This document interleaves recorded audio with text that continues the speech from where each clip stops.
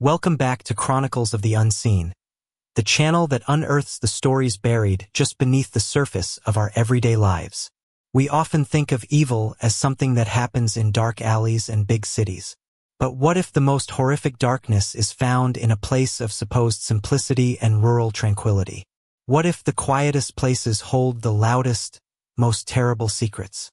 Tonight, we take you to a remote corner of the heartland, to a place that was meant for sustenance and life, but which became a final, unmarked resting place for an untold number of souls.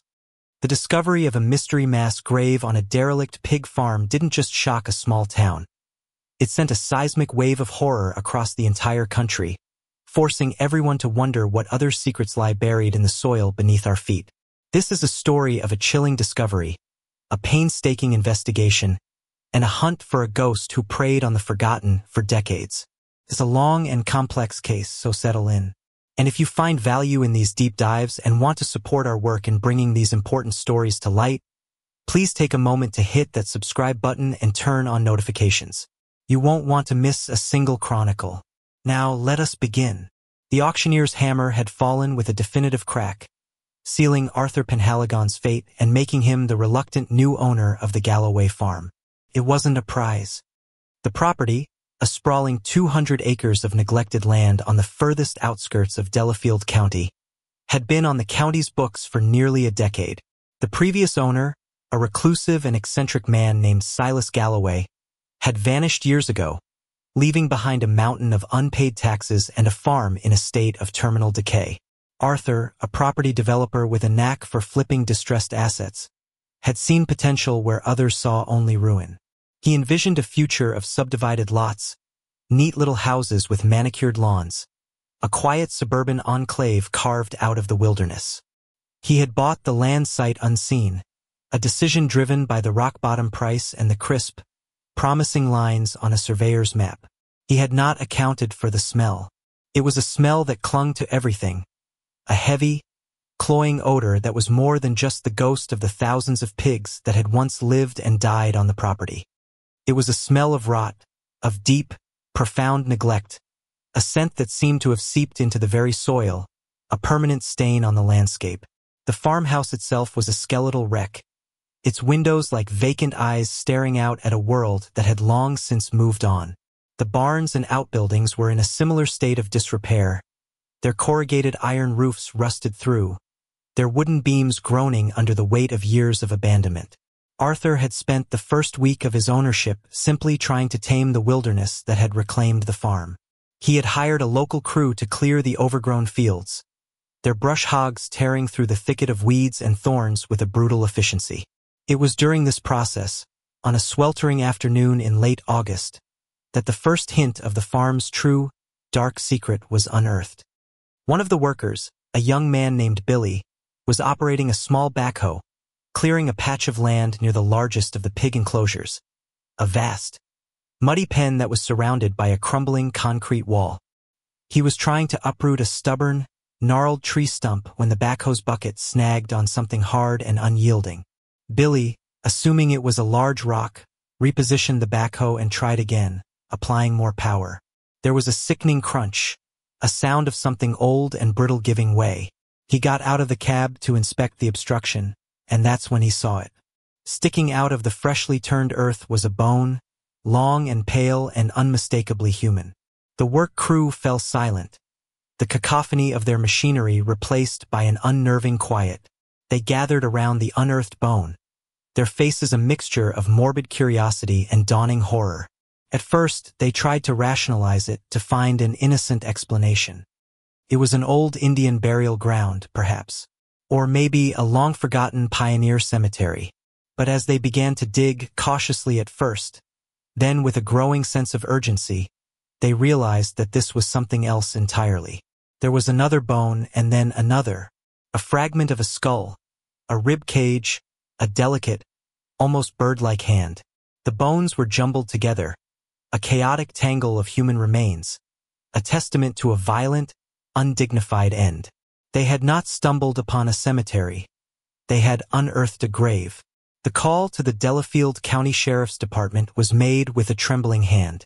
The dispatcher, A woman who was used to dealing with nothing more exciting than the occasional traffic violation or domestic dispute, was initially skeptical.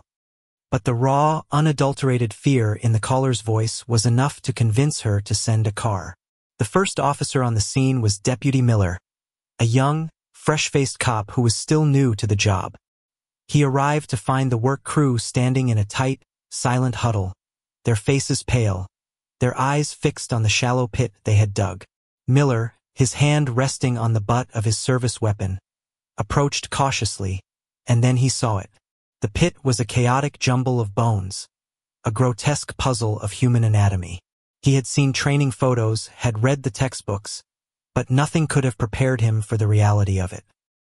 He took one look, turned away, and emptied the contents of his stomach into a nearby bush. He radioed for backup, his voice a strained, choked whisper. And then he called the sheriff. Sheriff Brody Thompson was a man who had seen his fair share of the darkness that lurked in the quiet corners of his county. He was a veteran lawman, a man whose weary eyes held the weight of 100 small-town tragedies. But when he arrived at the Galloway farm, when he saw the pit of bones, he knew that this was different. This was a different kind of evil, a kind of evil that he had only ever read about, a kind of evil that he had prayed he would never have to confront in his own backyard. The farm was quickly cordoned off, the yellow police tape a stark, almost garish contrast to the muted greens and browns of the neglected landscape. The media, alerted by the police scanner chatter, descended on the scene like a flock of carrion birds, their news vans lining the narrow country road, their cameras and microphones all pointed at the epicenter of the horror. The story of the pig farm grave spread like wildfire, a salacious, horrifying tale that captured the nation's attention. The initial investigation was a chaotic, overwhelming affair. The local police force was ill-equipped to handle a crime scene of this magnitude. They were used to dealing with bar fights and burglaries, not mass graves. Sheriff Thompson made the call to the State Bureau of Investigation, a tacit admission that they were in over their heads. The state sent in their best. The investigation was to be led by Detective Isabella Rossi, a woman whose reputation preceded her. She was a legend in the Bureau, a sharp, tenacious investigator with a mind like a steel trap and a gaze that could cut through lies and deception like a scalpel. She arrived at the Galloway farm in a cloud of dust and authority, her presence a calming, steadying influence on the overwhelmed local cops. Rossi was a woman who was not easily shocked. She had seen the worst that humanity had to offer. But as she stood on the edge of the pit, looking down at the tangle of human remains, she felt a familiar, cold knot of dread tighten in her stomach. The scale of it was staggering. This was not the work of a single, impulsive act of violence. This was the work of a predator, a systematic, patient killer who had used this remote, forgotten farm as his personal dumping ground. The first few days of the investigation were a blur of activity. A mobile command center was set up, a small city of trailers and tents that sprang up in the middle of the desolate landscape. Forensic teams from the State Crime Lab arrived, their white vans a stark, clinical presence in the rural setting.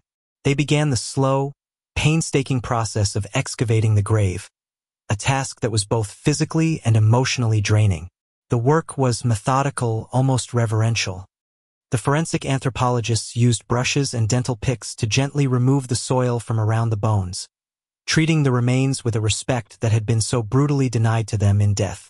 They worked in a grid pattern, meticulously documenting the location of every bone, every fragment, every scrap of evidence.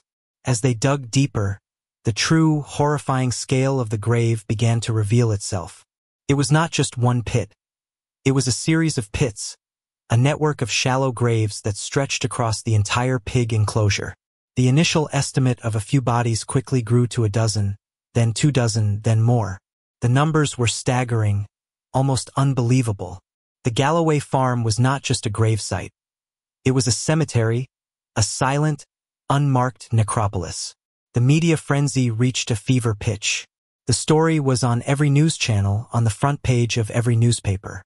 The Galloway farm became a household name, a byword for a new, uniquely American brand of horror.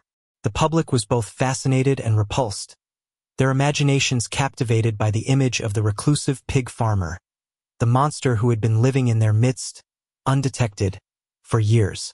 Silas Galloway, the farm's long-vanished owner, immediately became the prime suspect.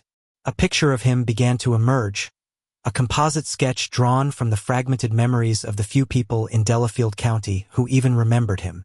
He was a strange man, a loner, a man who kept to himself. He had inherited the farm from his parents and had run it with a singular, obsessive focus. He rarely came into town, and when he did, he was a man of few words, his eyes holding a strange, unsettling intensity.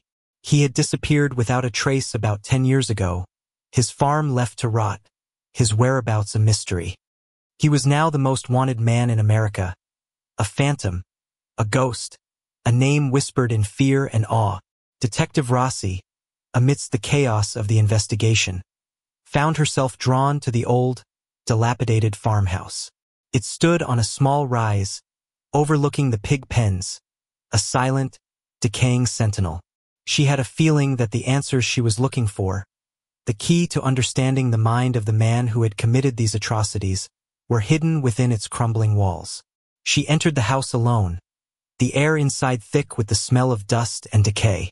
The furniture was covered in white sheets, ghostly shrouds in the dim, afternoon light. The house was a time capsule, a snapshot of a life that had been abruptly abandoned. There were old, faded photographs on the mantelpiece, pictures of a family that had once lived and loved in this house, their smiling faces a stark contrast to the horror that had been unearthed just a few hundred yards away. In the study, she found a collection of old, leather-bound books, their subjects ranging from philosophy and poetry to anatomy and surgical procedures. There were also journals, dozens of them, filled with a cramped, almost indecipherable scrawl. Rossi sat down at the old, dusty desk and began to read. The journals were a window into a dark, twisted mind. They were filled with rambling, philosophical musings on life and death, on the nature of good and evil. But interspersed with these abstract ponderings were chillingly detailed accounts of his daily life on the farm, his interactions with the pigs, his observations on their anatomy, their behavior, their slaughter. And then, buried deep within the pages, she found it. A single, chilling entry, a sentence that made the blood in her veins run cold. "The pigs are a great comfort," it read. "They are hungry, and they are not particular. They are the perfect solution to the problem of the bodies. They are the perfect, silent accomplices." Rossi closed the journal, her hands trembling. She finally understood. The pigs had not just been a part of the farm. They had been a part of the crime. They had been the cleanup crew, the final, gruesome step in the killer's methodical process of erasure. The unearthing of the bones had been a fluke, a lucky break. If it hadn't been for that stubborn tree stump, for that one, determined backhoe operator, the secrets of the Galloway farm might have remained buried forever, the victims' stories untold, their final, desperate screams swallowed by the silence of the earth and the hungry, indiscriminate mouths of the pigs. The investigation had just taken a new, more horrifying turn. They were not just looking for a killer. They were looking for a man who had turned his farm into a factory of death, a man who had blurred the line between human and animal, a man who had found a way to make people disappear, completely and utterly, into the very soil they had once walked upon. The Galloway farm was no longer a piece of real estate. It was a sprawling, complex, and deeply disturbing outdoor laboratory. The 200 acres of neglected land, now referred to in hushed tones across the nation as the Silent Acres, were transformed into the largest and most complex forensic investigation site in the country's history. The yellow police tape that had initially cordoned off the pig enclosure was expanded to encompass the entire property, a stark boundary between the world of the living and the world of the dead. The mobile command center grew, a small town of humming generators, satellite dishes, and temporary structures housing teams of specialists who had been flown in from all corners of the country. Detective Isabella Rossi found herself at the helm of this grim armada. Her days were a relentless cycle of briefings, planning sessions, and long, contemplative walks through the crime scene. She moved with a quiet, focused intensity, her mind a whirlwind of logistics, theories, and the ever-present crushing weight of the victims' silent stories. The farm had a profound effect on everyone who worked there. The air, still thick with the ghost scent of pigs and decay, seemed to be charged with a palpable sense of sorrow. The wind, as it rustled through the overgrown fields and the skeletal remains of the outbuildings, seemed to whisper the names of the dead. The heart of the operation was the excavation site, a place that was both a hive of activity and a sanctuary of respectful silence. Dr. Anya Sharma, the lead forensic anthropologist from the State University, was the high priestess of this sacred, sorrowful ground. She was a woman in her late 50s, with kind, intelligent eyes that had seen more of death than most soldiers. Her team, a mix of seasoned professionals and bright-eyed graduate students, worked with a painstaking precision that bordered on the reverential. The process of excavation was a masterclass in forensic archaeology. The entire pig enclosure, an area roughly the size of a football field, was divided into a meticulous grid. Each square was treated as a separate crime scene, a unique chapter in the farm's gruesome history. The topsoil was carefully removed, sifted, and examined for any trace of evidence. Buttons, scraps of fabric, jewelry, bullet casings, anything that could help to piece together the stories of the people who had been so brutally discarded here.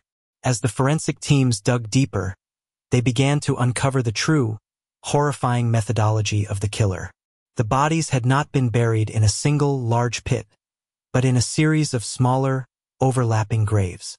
It was a chaotic, almost geological layering of death, a stratigraphy of murder that suggested the killings had taken place over a long period of time, perhaps decades. Some of the bones were old and brittle, stained a deep, earthy brown from their long interment in the soil. Others were newer, paler, a testament to the killer's more recent activities. Dr. Sharma's team worked in a hushed, almost meditative silence, their only sounds the gentle scrape of their trowels against the earth and the soft whisk of their brushes. When a new set of remains was uncovered, a somber ritual would unfold. The bones would be carefully, almost tenderly, freed from their earthen tomb. Each one would be photographed, numbered, and its position meticulously mapped before it was removed.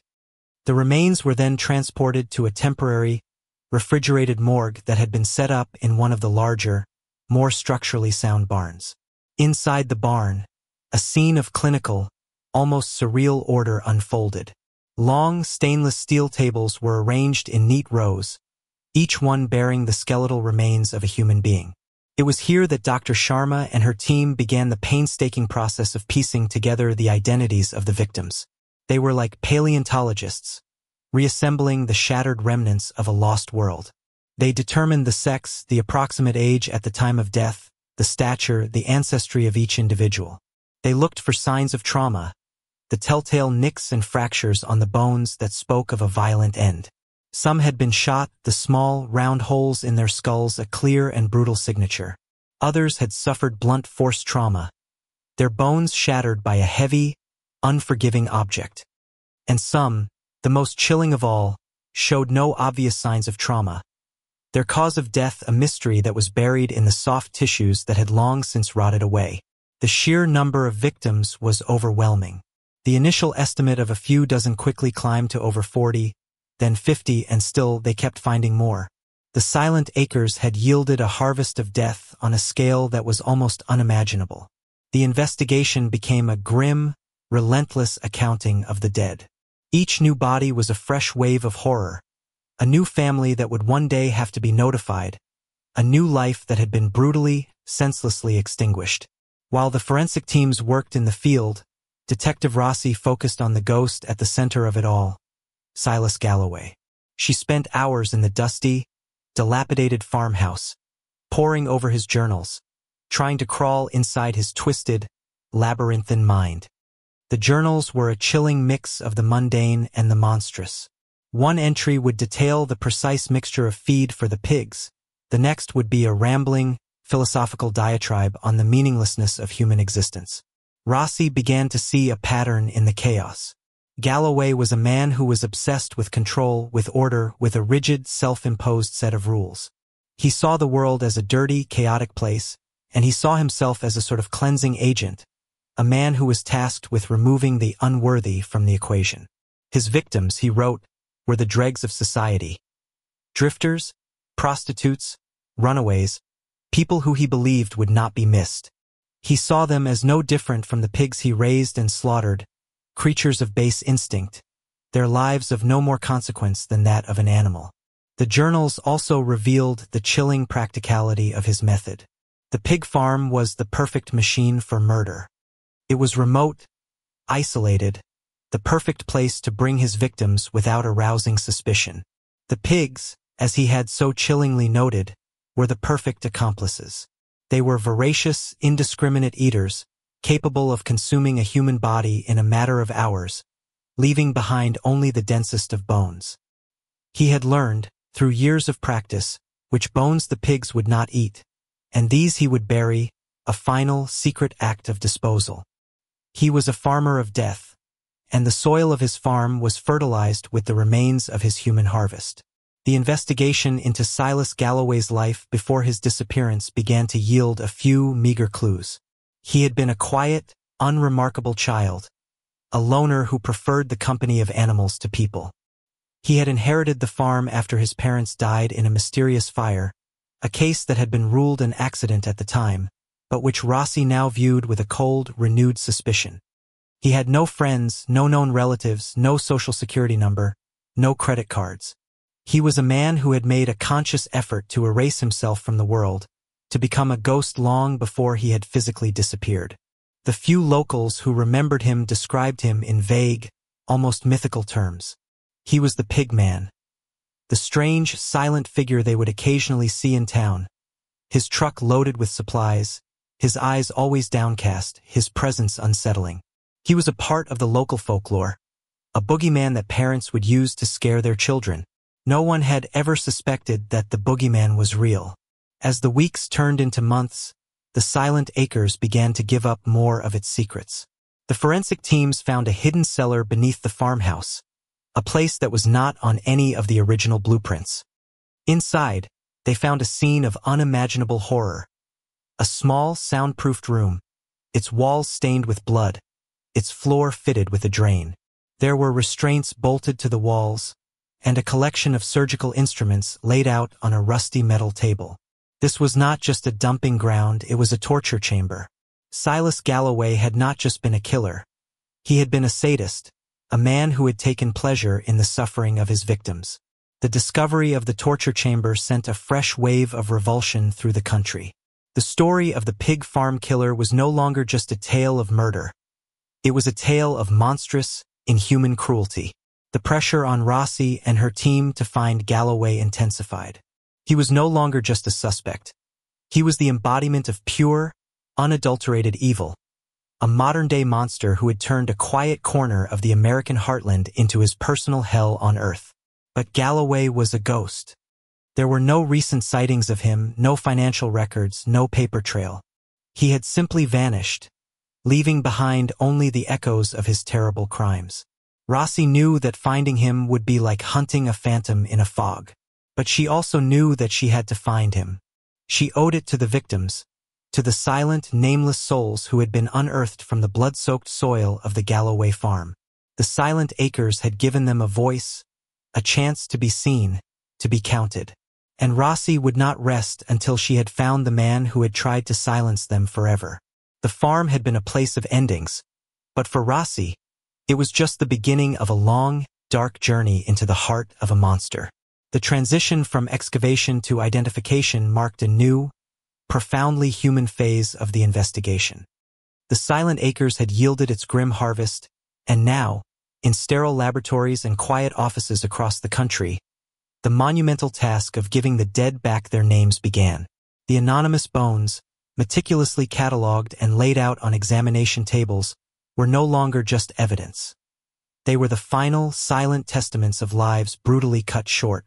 For Detective Rossi and the national task force that had been assembled, this was a race against the fading memories of the world, a desperate attempt to pull the victims back from the brink of eternal anonymity. The National Missing and Unidentified Persons System, NAMUS, became the digital heart of the operation.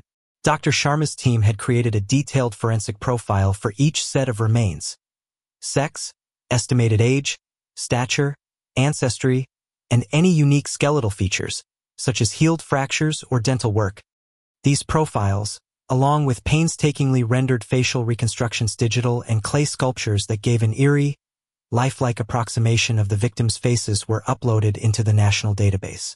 It was like casting a vast, digital net into the sea of the nation's missing, hoping for a match. The response was immediate and overwhelming. The 24-hour hotline set up by the task force was inundated with calls. Each ring was a story of hope and dread, the voice on the other end a parent, a sibling, a child who had been living in the agonizing limbo of not knowing. They were the families of the forgotten, people whose missing loved ones had faded from the headlines years, sometimes decades, ago. For them, the horror of the pig farm was also a terrible, desperate glimmer of hope for closure. Rossi assigned a team of detectives to handle these calls, a job that required a unique blend of empathy and clinical detachment. They listened to countless stories of last goodbyes, of arguments that were never resolved, of promises that were never kept. They collected dental records, medical files, and, most importantly, DNA samples from the families. Each DNA swab was a fragile thread of hope, a potential link to the bones that lay waiting in the morgue. The first match came 6 weeks into the identification process. The victim was a young woman named Sarah Jane Miller, a 19-year-old who had vanished from a bus station in a neighboring state over 15 years ago. She had been a runaway, a troubled teenager who had fallen through the cracks of the system. Her dental records, provided by a heartbroken mother who had never given up hope, were a perfect match. The facial reconstruction, with its hauntingly familiar eyes, confirmed it. The identification of Sarah Jane Miller was a bittersweet victory. It gave a name and a story to one of the victims, but it also brought a fresh wave of grief to a family that had been living in a state of suspended sorrow for over a decade. Rossi had the grim task of making the notification call herself. She spoke to Sarah's mother, a woman whose voice was raw with a grief that had been sharpened by years of uncertainty.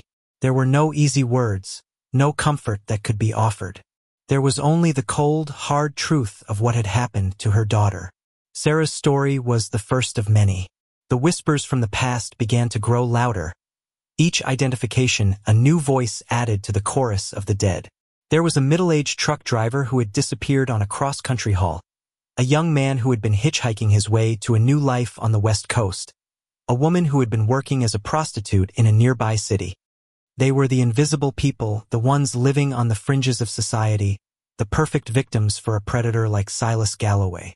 They were people who could disappear without raising an alarm, their absence a quiet, unnoticed ripple in a vast, indifferent world. Each identification was a puzzle, a painstaking process of connecting the dots. A unique surgical pin in a healed femur was matched to the medical records of a drifter who had been treated at a free clinic. An ornate ring found in the sieved earth was recognized by the sister of a woman who had been missing for 20 years. A faded tattoo, its ghostly image still visible on a small patch of mummified skin, was the key to identifying a young man whose family had thought he had simply started a new life and had chosen not to stay in touch. While the identification process continued, the manhunt for Silas Galloway intensified. He was now the most wanted man in the country, his gaunt, unsettling face on every television screen, on the front page of every newspaper, on posters in every post office. But he remained a ghost, a phantom who had seemingly vanished into thin air. Rossi and her team began the arduous task of reconstructing his life, of trying to understand the man behind the monster. They interviewed the few people in Delafield County who had had any interaction with him. The picture that emerged was of a man who was almost pathologically isolated. He had been a presence in the town, but not a part of it. He was the silent, unnerving figure at the feed store, the man who paid in cash and never made eye contact. He was a man who moved through the world like a shadow, leaving behind only a faint, chilling impression. The investigation into his parents' death in the farmhouse fire was officially reopened. The original report had been cursory, the fire chalked up to faulty wiring. But with the new, horrifying context of what Silas had become, The fire now seemed sinister, a potential prelude to the horrors that were to come. Rossi's team discovered that Silas had been the sole beneficiary of his parents' life insurance policy, a modest sum that would have been enough to keep the farm running for a few years. It was a potential motive, a first dark step on his path to becoming a monster. The detectives also began to explore the possibility that Galloway had not acted alone. The sheer number of victims, the logistics of abducting, torturing, and disposing of so many people over such a long period of time seemed almost impossible for one man to have accomplished it all without help. They looked into his financials, the records of the farm, searching for any associates, any employees, anyone who might have been complicit in his crimes. But the farm, like Galloway himself, had been a closed loop, a self-contained world of horror with a population of one. The psychological profile of Galloway that emerged from his journals and the evidence at the farm was that of a highly intelligent, organized, and deeply narcissistic sociopath. He was a man who saw other people not as human beings, but as objects, things to be used, experimented on, and discarded. His journals were filled with a chillingly detached curiosity about the human body, its limits, its frailties. He was a student of death, and his farm had been his gruesome, bloody classroom. The national media, in its relentless coverage of the case, began to focus on the stories of the victims. They were no longer just a number, a statistic. They were Sarah, the runaway with dreams of a better life. They were John, the truck driver with a wife and 2 kids waiting for him at home. They were Maria, the young woman who had been trying to escape a life of poverty. The whispers from the past were finally being heard, their stories a powerful, heartbreaking counterpoint to the monstrous narrative of their killer. For Rossi, the case had become a crusade. She was driven by a fierce, unwavering determination to bring justice to the victims and their families. She carried their photos with her, their faces a constant, silent reminder of the human cost of Galloway's madness. The manhunt for the ghost of the farm was no longer just a professional obligation. It was a sacred duty. She knew that somewhere out there, in the vast, sprawling landscape of the country, Silas Galloway was watching, was listening, was perhaps even enjoying the chaos and the fear he had created. And she knew that she would not rest until she had looked him in the eye and had held him accountable for the chorus of whispers that now haunted her every waking moment. The past was speaking, and it was crying out for justice. The hunt for Silas Galloway was like trying to catch smoke with your bare hands. He was a man who had spent a lifetime perfecting the art of invisibility, and in his disappearance, he had achieved his masterpiece. For Detective Rossi and the National Task Force, the investigation became a frustrating and often demoralizing journey into the life of a man who had left behind a legacy of unparalleled horror, but almost no personal trace. He was a phantom, his existence confirmed only by the 57 bodies they had pulled from his land. The first phase of the manhunt was a digital one. Analysts scoured national databases for any sign of him. A new driver's license, a credit card application, a tax return, a social security payment. They found nothing. It was as if, 10 years ago, on the day he vanished, Silas Galloway had simply ceased to exist in the modern world.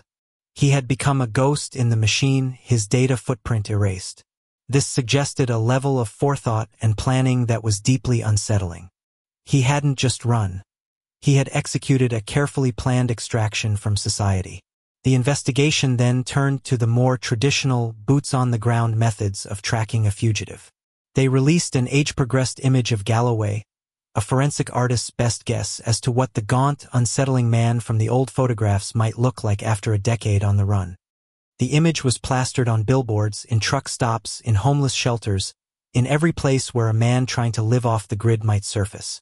The tip line, which had been flooded with calls from the families of the missing, was now deluged with supposed sightings of Galloway. Rossi's team had to sift through thousands of these leads, each one a potential needle in a nationwide haystack. They chased down tips from all corners of the country. A quiet, reclusive man working as a handyman in a small town in Oregon. A drifter who matched his description seen panhandling in the French Quarter of New Orleans. A strange, silent figure living in a remote cabin in the Appalachian Mountains. Each lead was pursued with a dogged determination, and each one ended in a frustrating dead end. The men they found were loners, outsiders, men who, like Galloway, had chosen to live on the fringes of society. But they were not him. The psychological profile of Galloway became Rossi's Bible. He was a creature of habit, a man who was obsessed with control and order. He was also a narcissist, a man who, despite his reclusive nature, would likely have a deep-seated need to follow the investigation into his own crimes.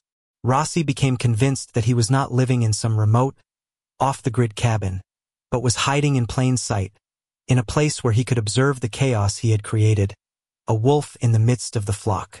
The investigation turned back to the farm, to the years leading up to Galloway's disappearance. They re-examined his financials, the meager records of his life, looking for any clue, any hint of where he might have gone. They discovered that in the year before he vanished, he had made a series of small, seemingly insignificant cash withdrawals from his bank account, emptying it over a period of months. It was a slow, methodical liquidation of his assets, a clear sign that he had been planning his exit for a long time. They also found a series of cryptic, coded entries in the margins of his journals, entries that had been overlooked in the initial analysis. They were a jumble of numbers and letters, a seemingly random sequence that resisted all attempts at decryption. A team of cryptologists from the FBI was brought in, and after weeks of painstaking work, they finally broke the code. It was not a grand plan or a confession. It was a list of public libraries, each one followed by a call number for a specific book. Rossi and her team immediately began visiting the libraries on the list, pulling the books from the shelves. They were old, obscure texts on a variety of subjects: agricultural science, classic literature, local history. Inside each book, tucked away in the binding or hidden in the margins, they found a small, almost invisible mark. It was a system, a breadcrumb trail left by a man who was both a meticulous planner and a taunting, arrogant showman. But a trail to where? The breakthrough came from an unexpected source. One of the books on the list was a history of the American railroad system. Inside, the cryptologists found a series of markings that corresponded not to a call number, but to a specific, now-defunct railway line. The line had once been used to transport livestock, and it had run right through the heart of Delafield County, not far from the Galloway farm. Rossi had a hunch, a gut feeling that was born of a deep, almost instinctual understanding of her quarry. Galloway was a man who was tied to his past, to his land, to the cycles of life and death that had defined his existence. He had not just run. He had retreated into a world that he understood, a world that was as forgotten and overlooked as the victims he had chosen. The investigation shifted its focus to the network of abandoned railway lines that crisscrossed the country, a forgotten circulatory system of a bygone era. They began to explore the possibility that Galloway was living among the transient communities that often spring up along these forgotten corridors, a world with its own rules, its own culture, a world that was largely invisible to mainstream society. They got their first credible lead from a railroad detective, a man who patrolled the lines for a major freight company. He had seen the poster with Galloway's age-progressed face and had recognized him, not as a wanted killer, but as a quiet, unassuming man who went by the name of Silas, and who was known for his uncanny ability to repair small engines. He had seen him a few months ago, hopping a freight train heading west. The hunt for the ghost of the farm had finally found its direction. Rossi and her team began to work their way along the railway lines, interviewing the transients, the railroad workers, the people who lived in the small, forgotten towns that dotted the landscape. They were met with a wall of silence and suspicion. The transient community was a closed society, a world with a deep-seated distrust of law enforcement. But Rossi was persistent. She showed them the photos of the victims, told them their stories, and slowly, painstakingly, she began to break through their wall of silence. They learned that Silas was a legend in their world, a man who was both respected and feared. He was a loner, but he was also a survivor, a man who knew the rhythms of the rails, the schedules of the trains, the secret, hidden places where a man could live and not be found. He was a ghost, a whisper, a story told around a campfire in a hobo jungle. The trail was hot, but it was also a moving target. They were always one step behind him, arriving in a town just days after he had left, finding the remnants of his camp, the echoes of his presence. It was a frustrating cross-country game of cat and mouse, a race against time and the vast open spaces of the American landscape. The chase led them to a sprawling, makeshift encampment on the outskirts of a dusty, sun-bleached town in the middle of the desert. It was a place where the forgotten and the disenfranchised came to disappear, a modern-day Hooverville on the edge of the world. And it was there, in a small, ramshackle hut made of scrap metal and salvaged wood, that they finally found him. He was not the monster from the headlines, not the gaunt, terrifying figure from the old photographs. He was an old man, thin and weathered, his face a roadmap of a hard, solitary life. He was sitting at a small, cluttered workbench, meticulously cleaning the parts of a small engine, his hands steady, his focus absolute. He looked up as Rossi and her team entered, his eyes, the only feature that had not changed, holding a look not of fear or surprise, but of a strange, quiet resignation. The ghost of the farm had finally been cornered. The hunt was over, but the final, terrifying chapter of the story was just beginning. The confrontation in the desert encampment was not the violent, climactic showdown that Hollywood would have scripted. It was a quiet, almost anticlimactic moment of surrender. Silas Galloway, the man who had been the subject of the largest manhunt in the nation's history, the monster who had haunted the nightmares of a country, offered no resistance.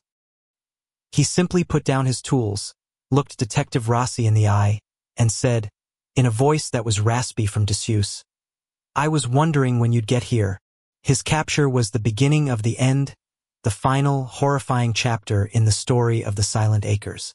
The journey back to Delafield County was a long and silent one. Galloway was a man of few words, his face a blank, unreadable mask.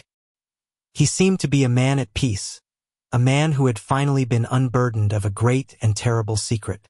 Back in Delafield, in the sterile, fluorescent-lit environment of the interrogation room, the monster began to talk. And for 2 days, in a flat, emotionless monotone, he confessed to everything.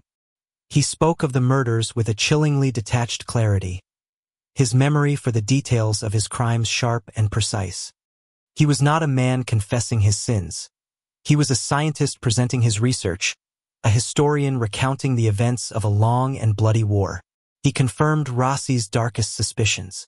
His parents' death in the farmhouse fire had been his first act of murder, a crime he had committed with a cold, calculated efficiency. The insurance money had given him the freedom to pursue his work, as he called it, without the interference of the outside world. His victims, he explained, were chosen at random, but they all fit a certain profile. They were the people he saw as superfluous, the ones who were living on the margins, the ones who he believed would not be missed. He would offer them a ride, a meal, a place to stay for the night, luring them back to the farm with a false promise of kindness. Once there, they would be taken to the hidden cellar, to the soundproofed room that he called his workshop. He spoke of the torture with the same dispassionate tone, describing the acts of unspeakable cruelty as if he were recounting a series of scientific experiments. He was fascinated by the human body's capacity for pain, by the precise moment when the will to live was finally extinguished. He was not just a killer, he was a vivisectionist, a man who had stripped his victims of their humanity, reducing them to mere biological specimens. The pigs, he confirmed, had been his gruesome, efficient disposal system. He had studied their habits, their digestive systems, and had perfected a method of disposal that left behind only the densest of bones, the ones he would later bury in the enclosure. The farm had been his laboratory, his sanctuary, his kingdom of death. He showed no remorse, no guilt, no empathy. He saw his crimes not as evil, but as a necessary, almost artistic act of cleansing. He was a man who had created his own moral universe, a universe in which he was the ultimate arbiter of life and death. He was, in his own mind, a god. The trial of Silas Galloway was a national spectacle. The small, unassuming courthouse in Delafield County was transformed into the epicenter of the media world. The testimony was a relentless, soul-crushing parade of horror. The forensic evidence, the photos of the victims, the chilling details of Galloway's confession, it all painted a picture of a man who was the very embodiment of evil. The families of the victims filled the courtroom every day, their faces a silent, heartbreaking testament to the human cost of Galloway's madness. They were there to bear witness, to see the man who had stolen their loved ones from them, to see him finally held accountable for his crimes. Galloway, throughout the trial, remained a silent, almost spectral presence. He sat at the defendant's table, his eyes vacant, his expression unchanging. He seemed to be observing the proceedings from a great emotional distance, a man who was already living in a world beyond the reach of human judgment. The verdict was a foregone conclusion. He was found guilty on all counts and sentenced to multiple life sentences without the possibility of parole. The judge, in his sentencing, called him a cancer on the soul of humanity, a man whose crimes were an affront to the very concept of civilization. But for many, the verdict was a hollow victory. There was no punishment that could ever truly fit the scale of his crimes, no justice that could ever bring back the lives he had so brutally extinguished. The harvest of bones from his farm was a debt that could never be repaid. In the years that followed, the town of Delafield slowly began to heal. The Galloway farm was eventually razed to the ground, its buildings demolished, its soil turned over, its blood-soaked history erased from the landscape. A memorial was erected on the site, a simple, quiet place of remembrance, with the names of the 57 known victims etched into a granite wall.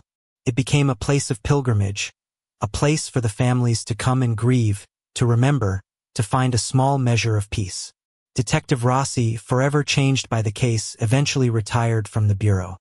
The whispers from the past, the faces of the victims, the chilling, emotionless voice of Silas Galloway, they were ghosts that would follow her for the rest of her life. She had looked into the abyss, and the abyss had looked back into her. The story of the pig farm killer became a dark, cautionary tale, a permanent scar on the American psyche. It was a story about the evil that can lurk in the most unexpected of places, about the darkness that can hide behind the most ordinary of faces. It was a story about the forgotten, the invisible, the people who fall through the cracks of society, and the monsters who are waiting there to prey on them. The harvest of bones from the silent acres was a terrible, brutal reminder that the soil beneath our feet holds secrets, and that sometimes the quietest, most peaceful corners of our world are the ones that have borne witness to the most unimaginable horrors. The whispers had been silenced, the ghosts had been caged, but the echoes of their stories, of their stolen lives, would linger forever, a permanent, chilling testament to the time when a quiet, unassuming pig farm in the heart of the country became a doorway to hell.